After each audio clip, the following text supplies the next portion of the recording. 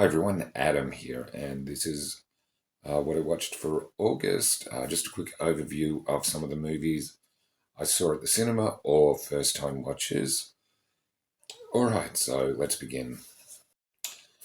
On the 3rd of August, I went to a 40th anniversary a screening of The Goonies. Most people my age would have seen it and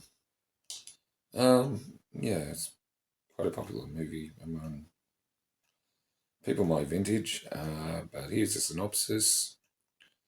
They call themselves the Goonies, the secret caves, the old lighthouse, a lost map, the treacherous traps, the hidden adventure, and sloth. Join the adventure.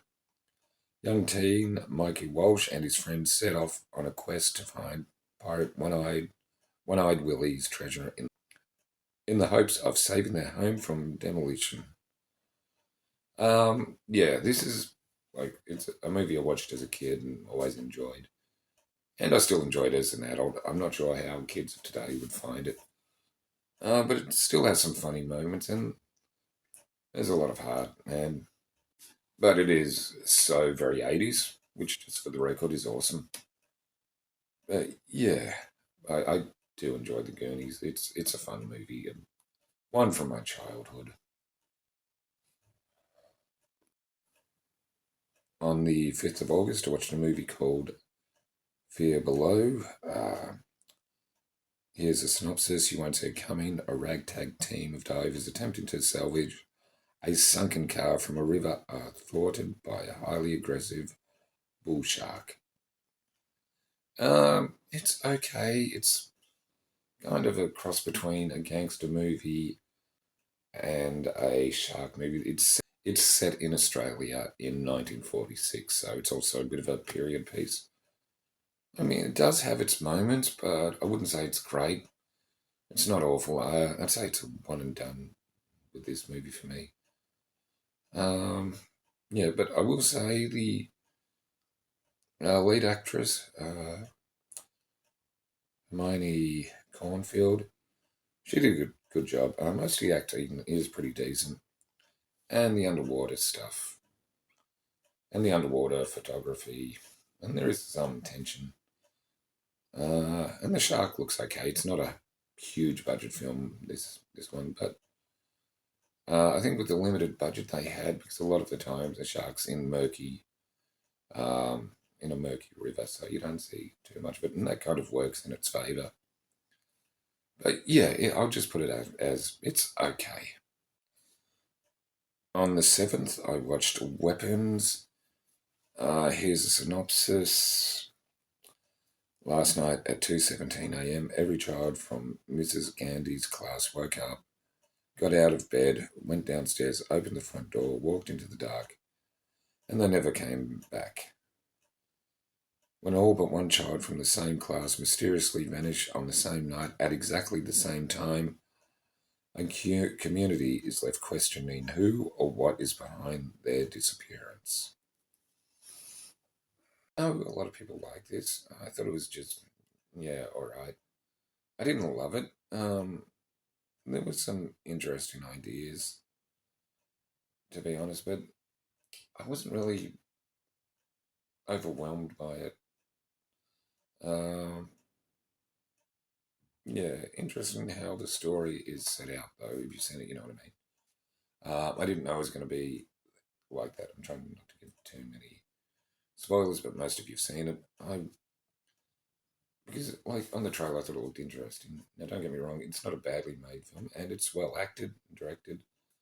But for some reason, it just didn't work for me as much as everybody else. But it's yeah. I mean, there are some interesting ideas and some subtext, I guess. But yeah, I just found this all right. On the 10th, I watched This Is Spinal Tap. The synopsis is prepare to crank those amps up to 11. This is Spinal Tap. Shine a light on the self-contained universe of a metal band struggling to get back on the charts, including everything from its complicated history of ups and downs, gold album name changes and undersold concert dates, along with the full host of requisite groupies, promoters, hangers-on, and historians. Sessions, release events, and those special behind-the-scenes moments that keep it real.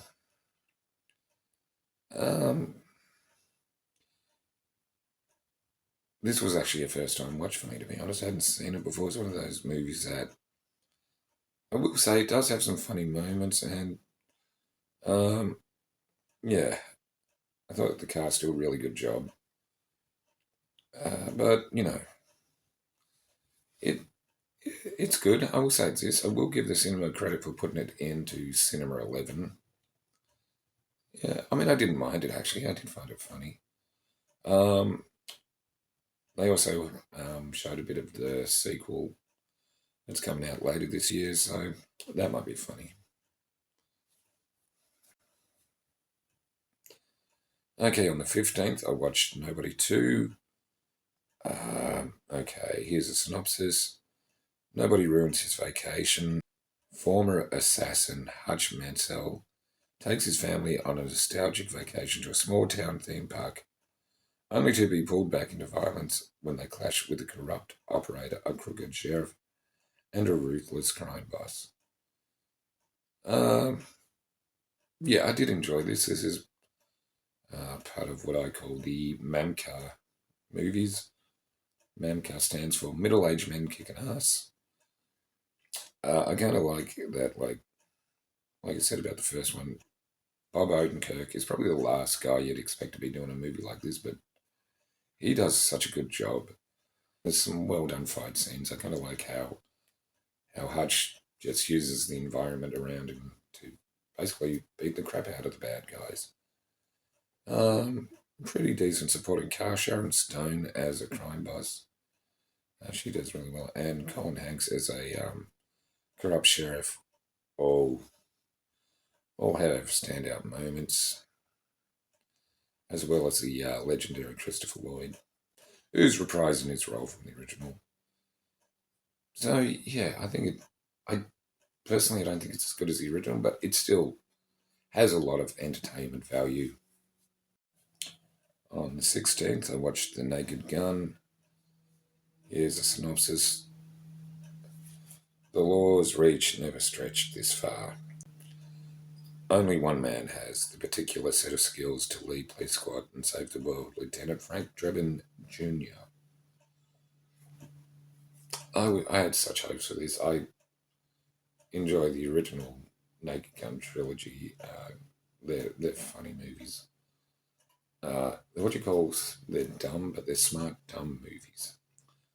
This one, the humour didn't work for me. I don't mind these type of movies, these satire, parody movies, but this one, yeah, I don't know, it just seemed to be something missing. I know a lot of people have said it's really funny. There's a couple of things where I let out a slight chuckle, but yeah, I just sadly I found this disappointing, and I kind of like movies like this. But yeah, like Liam Neeson does his best. He does what Leslie Nielsen did, plays the role straight, which usually makes it funnier rather than going all out and mugging. But this just didn't work. This just didn't work for me. I mean, like, I don't know. Just something about it felt off to me. I mean, I know other people found it funny, and that's fine. I just didn't get it. And yes, like I said, I do enjoy the original. So on the 17th, I watched Pet Cemetery Bloodlines. Okay, here's a synopsis. In 1969, young Judd Crandall has dreams of leaving his hometown behind, but soon discovers sinister secrets buried within and is forced to confront a dark family history that forever binds him to Ludlow. This movie is so disappointing. It has a decent cast in like Henry Thomas, Pam Grier, David Duchovny, Samantha Mathis. obviously this is a prequel to the original Pet Sematary, where,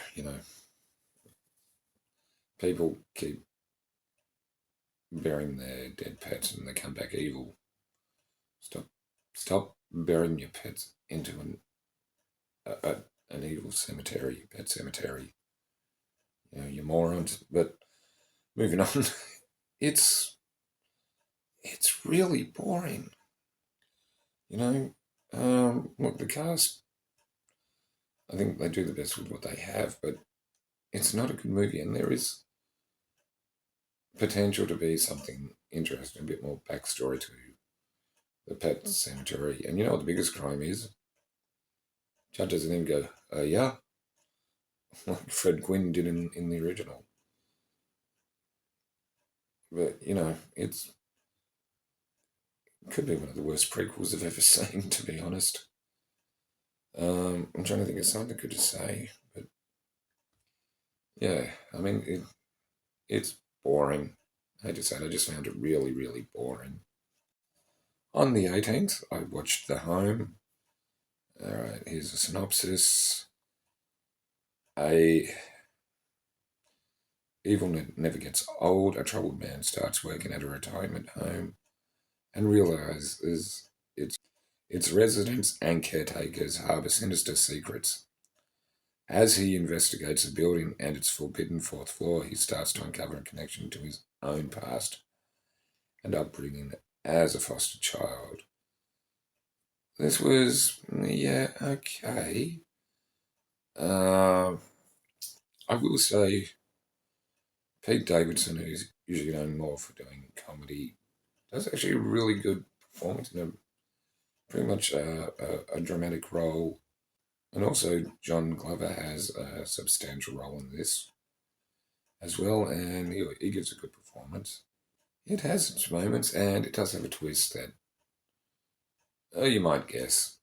But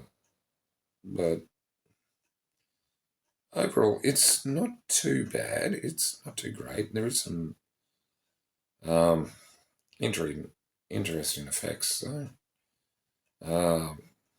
They seem to be obsessed with eyes in this, so yeah. If you've seen the movie, you know what I'm talking about. But yeah, so I mean, it's just okay, to be honest. I didn't hate it, didn't love it, but it's not the most memorable, though. On the 22nd, I watched Primitive War. This is it's a dinosaur movie and a war movie. Here's a synopsis. This ain't no walk in the park. During the Vietnam War, a recon unit ventures to an isolated jungle valley to uncover the fate of a missing platoon. They soon find themselves in a fight for their lives against an unexpected enemy, prehistoric dinosaurs. Yeah, so it's kind of a hybrid movie of a war movie and a dinosaur movie. It's like a kid getting out the toys and bunching them together. I'm going to play war and dinosaurs. I mean, you did that. I mean, I liked aspects of it, and the dinosaurs do look pretty decent. I mean, this isn't a big budget movie like the Jurassic Park movies. But it is an interesting concept. A decent cast with Jeremy Piven, Tricia Helfer, Ryan Quanten. Jeremy Piven is really more an extended cameo. It's one of those things where you can tell they just had him for a few days. But yeah, you can. But he does a good job in his role.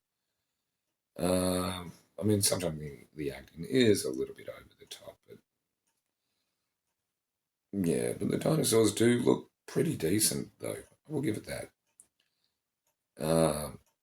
Yeah, I had some fun with it.